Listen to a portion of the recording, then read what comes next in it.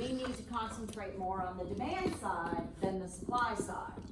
And you've heard that time and time again, capital gains are not great enough, we need to tax these big companies, you know, that's supply side. So what I'm gonna do is kind of give you a good and a bad about both of them, so that you can make your own determination. All right, so looking at the people side or the household side, somebody mentioned it earlier, the money multiplier. Well, we're gonna look at it, the multiplier effect, from a fiscal policy standpoint before we get into money multiplier. So if the government decides to increase spending, that's going to make the assumption that demand overall is going to rise. So let's say that they decrease taxes in a decent economic time. So Jennifer, we're going to say that you're going to spend it. Yes, you're going to spend that money out in the economy. So we've got a group here who has more money. They're going to go to this group and they're going to spend their money. This group has an increase in their money. They're going to spend it with this group and so on. So we're going to make the assumption that overall demand for goods and services in this country increases. And again, I'm going to put price level remaining constant. No inflation right now because it messes up the whole thing. Okay, that's going to prompt businesses to create more output because you guys are buying all of that and so on and so on. As output increases, then guess what happens? So you've spent money, I lost my shoe. You spent money with this group, okay? Now they want to increase their output, but they may not have enough workers to do so, so they may hire some more, okay? So they're going to increase output, or it increases your income, it increases people that may not have a job's income, and then overall consumption is going to increase because you are spending it here and spending it here, and it's that multiplier. It feeds on one another. All right, so as an example, just what we went through, let's say we're going to increase spending by the government by $100. If the demand increases, let's keep it at that constant $100 level, and inventories, and start with this group, are depleted by just 100. Now, let's make the assumption that you produce just enough output to replenish those inventories. We're not going to go above and beyond because we don't know if demand will continue to rise. So just enough, just-in-time inventory. Firms produce just enough to replace what you've already sold. Therefore, production and national income is going to rise by the same amount. You spend your $100 with them, they'll spend $100 with them, and so on. However, when you talk about consumption, it's not going to rise by the full 100 because, as we were talking about savings rates, we want to make sure that we put something away for the future. So we want to spend as much as possible.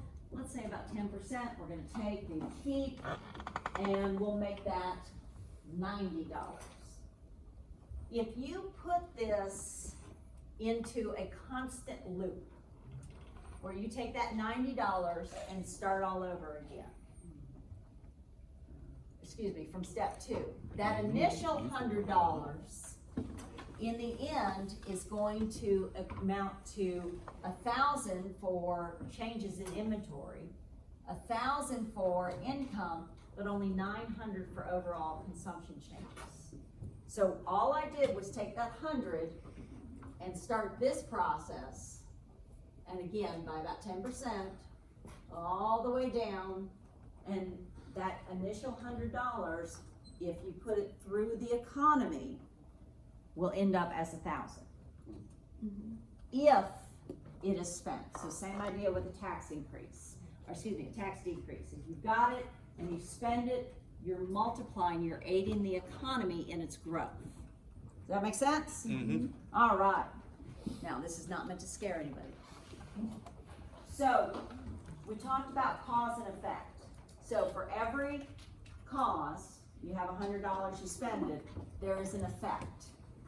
So initially, if you're talking about expansionary fiscal policy, whether you're referring to government spending or a tax decrease, that's going to add to the deficit of the government. So let me take a great example that should hit home for all of you, the Trump tax cuts. So everybody got a little tax cut in some form or fashion. You know, my paycheck increased and I said, woohoo, let's go spend more money. At least that's what I did. I'm thrifty, I saved mine. But anyway, There's a desk right there. I thought I had more room. Overall, that increased the deficit of the US government when there's not as many tax revenues coming in as there were. All right? But the idea is that your spending aggregate increased. However, remember on the previous example, I said price levels will remain constant. Mm-hmm.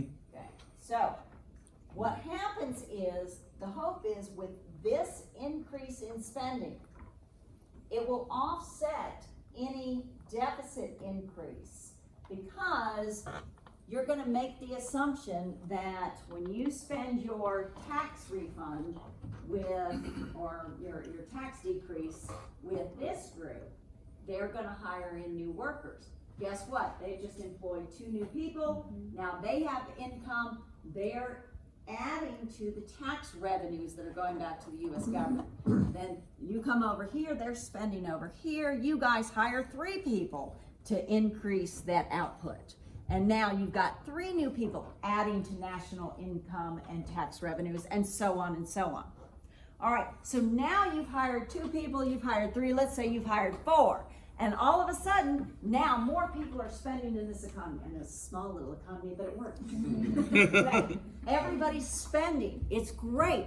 Lots of tax revenues coming in. They're going to offset those deficits. And then all of a sudden, you guys are like, well, wait, they're spending lots of money with us. They like our product. What do you think's going to happen? The price is going to increase, absolutely, because you know your product is in high demand, and you guys are spending with them. Guess what? Oh well, you know what? We can increase our prices too, and so on and so on. All right, that's going to help to increase the price level. Now, interest rates are a little bit more complicated, but it happens with them too, because let's look at it this way. You guys say, we're gonna hire 2 new people to increase our output. But wait, we need a place to increase that output. Ooh, look at that new building. Well, let me just go down here to the local bank and get a little loan to buy that building to add some more machinery so I can increase my output. Okay, all right, what do you think that bank says? No, we're in a recession. Stop it. They didn't say that. No, they said sure, absolutely, here. Sure, absolutely. All right, so We're they in the middle give of economic that loan, boom. they go out, they build their new property. Well, guess what? Y'all say the same thing. Well, we want 2 new buildings. That's what I'm talking about. And, 5 different pieces of machinery. Because money's cheap right And now. then the bank says, well, wait a second, this group just came to us and maybe our prices need to increase too, because there's a demand for our loans. That's right, the interest rate is the price of money. So when you guys as businesses are out spending more and more money by taking out loans to increase capacity, the banks see that as a need to increase their prices, and interest rates start to rise. Okay? These 4 we're going to go over, and then I'll give you a break. So, same thing I just told you. Okay? On the other side, though, is we had that RB part of the government equation. You have the interest rates and the number of government securities. Well, another way that companies obviously finance is through the sale of their securities or bonds as well. The government competes directly with companies for the sale of securities to you all. Do you buy a government security because we know it's nice and secure, or do we buy a company security that potentially has a greater interest rate? Okay, so let's assume in this case, the government is financing its increase, that $100 increase, primarily through the sale of securities.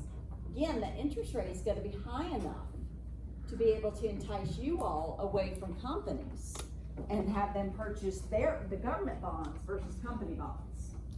All right, so when that happens, all of a sudden you guys are purchasing bonds. Remember that loanable funds market I told you all about the first time? Jennifer just looked at me like I was nuts. I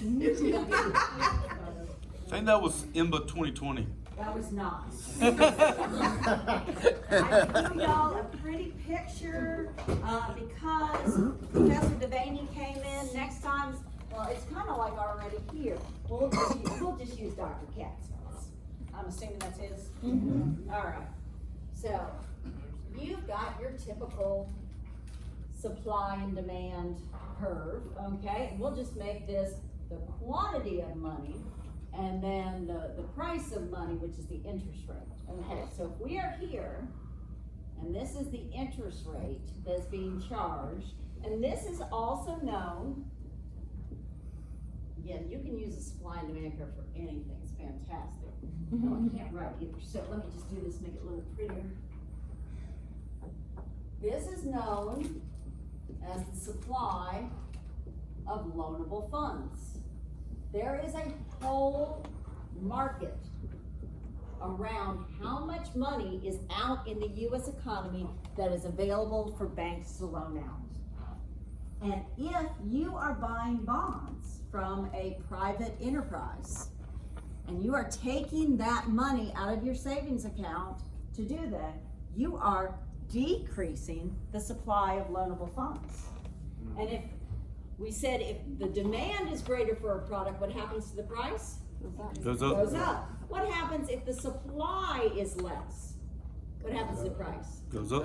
It goes up. Same idea. So as you pull money out to buy bonds, interest rates go up.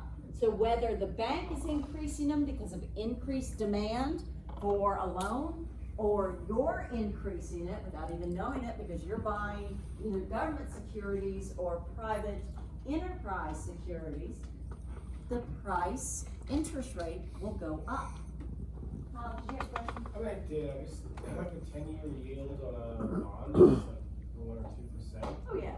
What is the benefit of an investor, me, or a large company buying government bonds? It's low. Safety. But in 10 years, Well, it depends on how risk averse you are. So it really does. And again, you're gonna get into a lot more of investment strategies in the spring semester, but I can guarantee you, if I were to do let's raise the hand and find out, there's a group who are extremely risk averse and they want moderate, steady income or interest rates on their investments. And there are some that will go to Vegas and roll the dice. Put it all on black. And put it all. Does anybody know the famous company that their CEO did that? FedEx. Oh, it was UPS. FedEx. Was it FedEx? Yeah, I had You gotta make payroll. Yeah, he had to make payroll. Took the last little bit, went to Vegas, won big. Wow. True Look story. it up. True story. Swear to God, look it up. When they started, and it's right after they started. Yeah. Oh, yeah. Could you imagine them doing that now? Memphis, That's awesome. Yeah, it's gonna depend. Now, what is any investment strategy telling you to do? Diversify.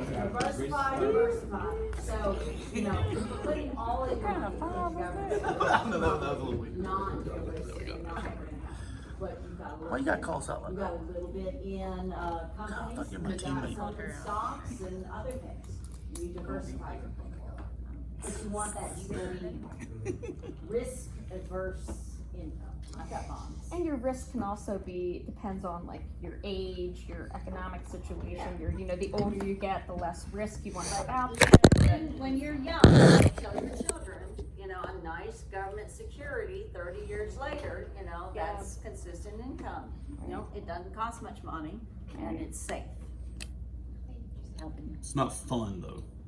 No, it's not fun, it's not Vegas. So It's not as good of a story. All investment is gonna be crowded out because this group comes to the bank and says, we want a loan because we want 3 buildings and 30 new pieces of equipment. And the bank says, well, because of this group and this group, we've increased our interest rates by 1-2%. And you guys go, oh, well, we can't afford that because our time value of money. Yeah, that's due today, isn't it? Yep, Yeah. tonight. Tonight, everybody done? Yep. All right, so yes, any new investment tends to get crowded out as those interest rates go up. The same is gonna hold true. Wait, let me get past this because I don't need it. All right, same holds true for price level. So you guys have spent your money, you guys have spent your money and you guys have said, ooh, they really like our product. Our prices increased, okay? Then they come back and they spend the money, and now only half of them buy your product because the price may be too high for the back half or the front half. So they're saying, well, now wait a second, because all of them could afford it before, and now only half of them could afford it. Well, maybe my prices went too high, but that's what happens. So as that price level goes up, there's gonna be less and less people that are gonna demand your product because not everybody is willing to pay that higher price.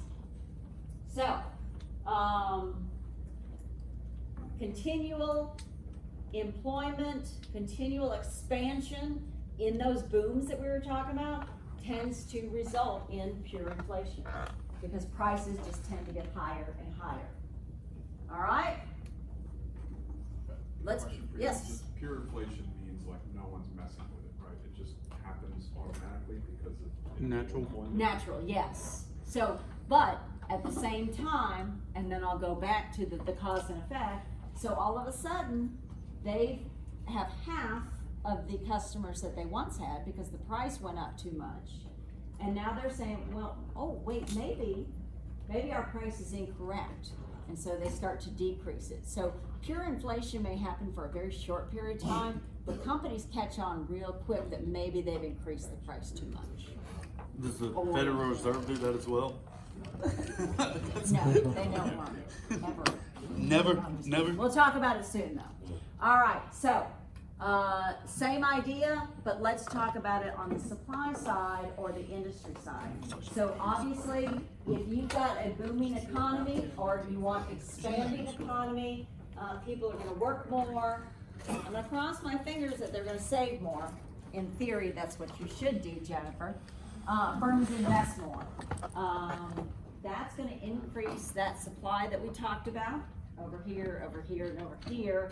And you're gonna hire more people, you're gonna hire more people, you're gonna hire more people. So unemployment is going to decrease. And then inflation is going to fall. The opposite happens when you have contractionary.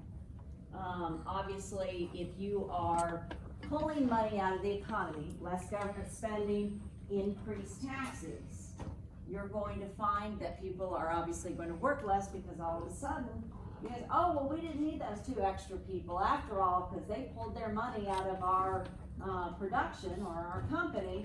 Well, now we've got to let those people go. Well, we might as well let 2 more people go from this company. And then you got this one, so less people working, less tax revenues coming in. Firms are gonna invest less as well. Unemployment increases, inflation rises. All right, so to make you laugh before break.